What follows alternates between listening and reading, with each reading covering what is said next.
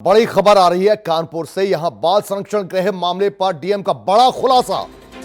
Shelter home में 7 नाबालिग लड़कियां गर्भवती पाई गई। 7 में से 5 गर्भवती लड़कियां कोरोना पॉजिटिव, 2 गर्भवती लड़कियां कोरोना नेगेटिव पाई गई। 7 लड़कियां बाल गृह आने से पहले ही गर्भवती थी। सरकारी बाल संरक्षण गृह में 57 लड़कियों को कोरोना स्वरूप नगर बालिका गृह को सील किया गया।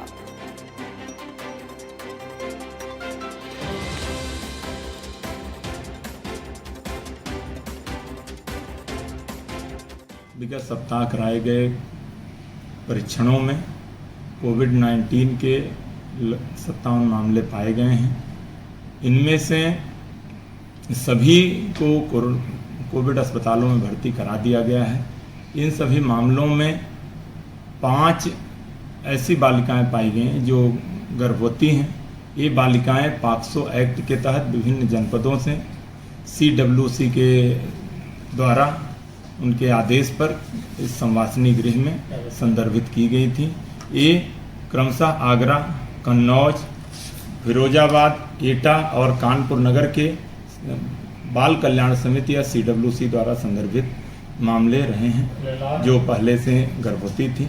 इसके अतिरिक्त यहाँ रहने वाली 2 अन्य गर्भवती बालिकाएं हैं जो कोरोना नकारात्मक पाई गई हैं, जो CWC एटा तथा CWC कानपुर नगर द्वारा संदर्भित हैं। इन सभी का कोरोना प्रोटोकॉल के अनुसार इलाज किया जा रहा है, जिनमें से 2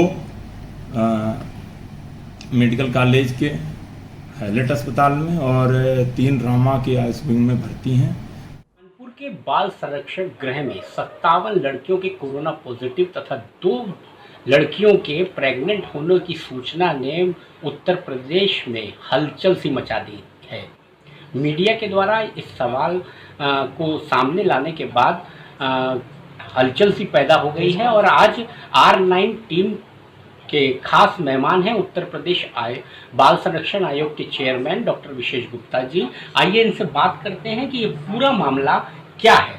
कानपुर का जो गृह है उसकी जो पूरी कैपेसिटी है उसमें 100 लड़कियों को रखने की पूरी क्षमता है, लेकिन उसमें 173 लड़कियां रह रही थी। और मजबूरी है हमारी कि हमारे पास कोई और बालिका गृह अगर नहीं है तो सरकारी संस्थाओं में हमारी प्रायोरिटी रहती है रखने की। वहाँ लगभग 69 यानी 69 लड़कियां वहाँ पॉक्सो केस की हैं और 2 लड़कियां अभी ये गर्भवती थी और जिनका प्रसव कराया जाना था।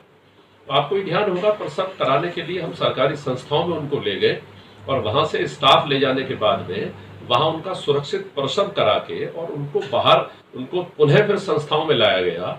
और संस्थाओं में लाने के बाद में जब ये पता लगा लगभग 16 तारीख को कि वहां एक लड़की वहां कोरोना पॉजिटिव पाई गई है, तो तुरंत ही, चूंकि पूरे उत्तर प्रदेश में पहली घटना थी, तो बाल संरक्षण आयोग ने इसका संज्ञान लिया और अपनी डॉक्टर सुचिता चतुर्वेदी जो हमारी सम्मानित सदस्य है बाल आयोग की, उसको हमने भेज दिया 17 तारीख को।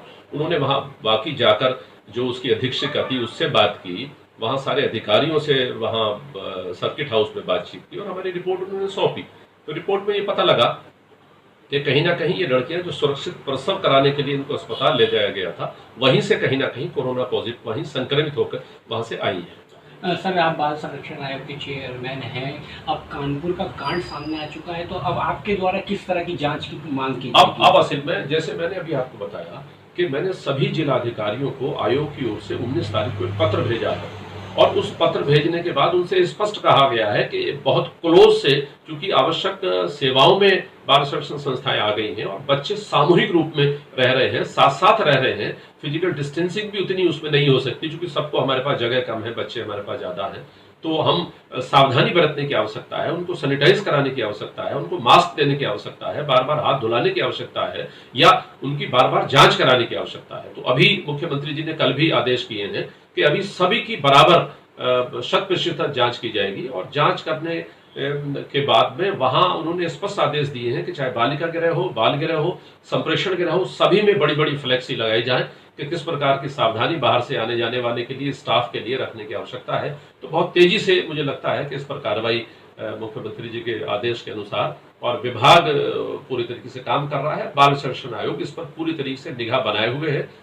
तो ये थे बाल संरक्षण आयोग के अध्यक्ष डॉक्टर विशेष गुप्ता जी, जिन्होंने साफ तौर पर कहा कि मीडिया में खबर आने के बाद, खासतौर से R9 पर ये मुद्दा उठाने के बाद सभी प्रदेश के जनपदों में बाल संरक्षण गृहों में सतर्कता बरती जाएगी। कैमरा पर्सन रमेश श्रीमाली के साथ BP Upadhyay, R9 TV, Moradabad.